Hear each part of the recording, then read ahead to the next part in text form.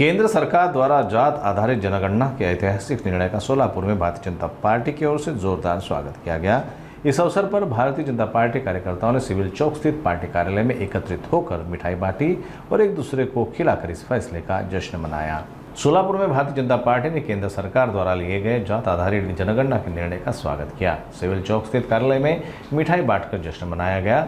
भाजपा नेताओं ने इसे साहसी और ऐतिहासिक कदम बताते हुए कहा कि इससे ओबीसी समाज को उचित प्रतिनिधित्व और आरक्षण मिलेगा। जिला अध्यक्ष समेत कई पदाधिकारियों ने हिस्सा लिया और बताया कि यह फैसला सामाजिक न्याय और पारदर्शिता की दिशा में बड़ा कदम है। केंद्र सरकारने जो निर्णय केलेला आहे तो अतिशय कौतुकास्पद निर्णय आहे आणि भारतीय जनता पार्टी या निर्णयाचं स्वागत करण्यासाठी आज सर्व प्रदेशात सर्व ठिकाणी हा जल्लोष साजरा करण्यात येतोय। प्रामुख्याने या गोष्टीचा उल्लेख करत असताना स्वातंत्र्यानंतर पहिल्यांदाच जातनिहाय जनगणना होत आहे।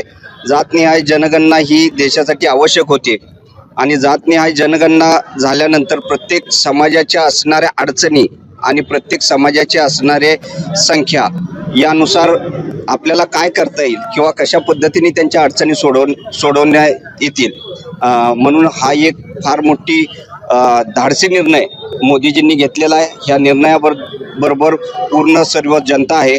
अनेक संघटनांची मागणी होती की जातनिहाय जनगणना व्हावी, त्यानुसार आज जातनिहाय जनगणनेला मान्यता दिली।